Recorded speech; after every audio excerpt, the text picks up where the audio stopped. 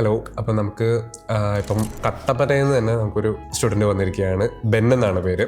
So welcome Ben. ബെന്ന് എന്താ ചെയ്യുന്നത് ഇപ്പം? ഞാനിപ്പം ടെലികോമിലാണ്, ജിയോടെ. മുന്നേ പുറത്ത് വർക്ക് ചെയ്യായിരുന്നല്ലോ, ഡ്രൈവിങ്. ഓക്കെ. പഠിച്ചതൊക്കെ എന്താണ്? പഠിച്ചത് +2 കഴിഞ്ഞിരുന്നു, പിന്നെ ITക്ക് പോയി. എന്താണ് ഇനി ഫ്യൂച്ചർ നോക്കുന്ന കാര്യങ്ങളൊക്കെ? UK മൈഗ്രേറ്റ് ചെയ്താലും ഒരു ആലോചന ഉണ്ടായിരുന്നു. ഉണ്ട്. ഏതാ കോഴ്സ് ചെയ്താ? ഫിനാൻസിങ്ങിൻ്റെ നോക്കാനായിരുന്നു. Financing related. കൊമേഴ്സ് ആയിരുന്നു. എഞ്ചിനീയറിംഗ് നോക്കുന്നില്ല അങ്ങനെ? ഇല്ല. ഇല്ല. ഓക്കെ. നൈസ്. അപ്പം ഇവിടുന്ന് അതിൻ്റെ ഡെലിഗേറ്റ്സ് ഒക്കെ എന്തൊക്കെയാണ് ഗൈഡൻസ് പറഞ്ഞു തന്നത് ഇപ്പോൾ UK പോകുന്ന സമയത്ത്? UK പോകുന്നതിൻ്റെ കോഴ്സിൻ്റെ പീരിയഡ്സും ടൈമും പിന്നെ അതിനുള്ള എക്സ്പെൻസും കാര്യങ്ങളൊക്കെ പറഞ്ഞു തന്നു. ഓക്കെ. യൂണിവേഴ്സിറ്റി ഡെലിഗേറ്റ്സുമായിട്ട് ഡിസ്കസ് ചെയ്തായിരുന്നോ?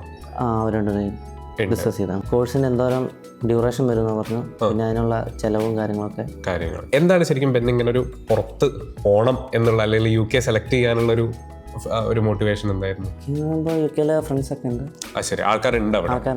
നല്ല ഫീഡ്ബാക്ക് ആണ്. അപ്പൊ അതാണ് നമുക്ക് UK പറ്റി പറയുമ്പം വളരെയധികം നമ്മൾ പ്രത്യേകിച്ച് ഇന്ത്യൻ സ്റ്റുഡൻസിനെ സംബന്ധിച്ചിടത്തോളം ഭയങ്കര ഫ്രണ്ട്ലി ആയിട്ടുള്ള ഒരു സ്ഥലം തന്നെയാണ് UK എന്ന് പറയുന്നത്. അപ്പം ബെന്നിനും ആ ഒരു ഇതിന്റെ പ്രൊസീജിയേഴ്സ് ഒക്കെ സ്റ്റാർട്ട് ചെയ്യാണ്. മാക്സിമം നമുക്ക് നെക്സ്റ്റ് ഒരു ഇൻടേക്കിൽ തന്നെ പോകാനുള്ള സെറ്റപ്പ് ആക്കണം. ഫാമിലി ഒക്കെ ഇതിൽ സപ്പോർട്ടീവ് ആണ്. അപ്പം നല്ലൊരു കോഴ്സിലേക്ക് എത്തട്ടെ, നല്ലൊരു യൂണിവേഴ്സിറ്റിയിൽ പഠിക്കുക. അവിടെ സ്റ്റേ ബാക്ക് ആണോ പ്ലാൻ ചെയ്യുന്നത്? സ്റ്റേ ബാക്ക് പ്ലാൻ ചെയ്യുന്നത്. ഓക്കെ. എന്തായാലും Ben, all the very best. Thank you.